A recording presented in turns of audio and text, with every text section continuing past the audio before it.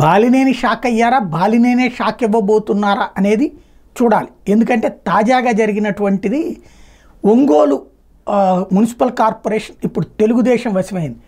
దాదాపు 47 మంది కార్పొరేటర్లను గెలిపించుకున్నటువంటి రికార్డు ఒంగోలులో బాలినేనికి ఉంటే ఇప్పుడు అందులో సగం కంటే ఎక్కువ, ఏకంగా మేయరు, డిప్యూటీ మేయర్తో సహా పలువురు పార్టీ వదిలేయడం అన్నటువంటిది సంచలనాత్మకమైనటువంటి అంశమైంది. అనూహ్యమైనటువంటి వ్యవహారం ఏం కాదు, ఎందుకంటే చాలా రోజుల నుంచి జరుగుతోంది.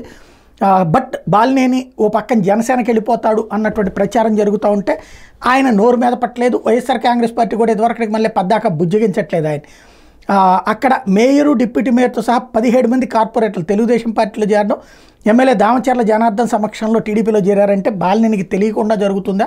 నెంబర్ 1, తెలిసి వాళ్ళ వైపుకి పంపించారా? నెంబర్ 2, లేదు అంటే బాలినేనికి కూడా తెలియకుండా ఇక్కడ జరిగిందా? అంత స్థాయికి వాళ్ళు ఎదిగి ఈయన అంతగా దెబ్బతిన్నారా? చూడాల్సి ఉంది.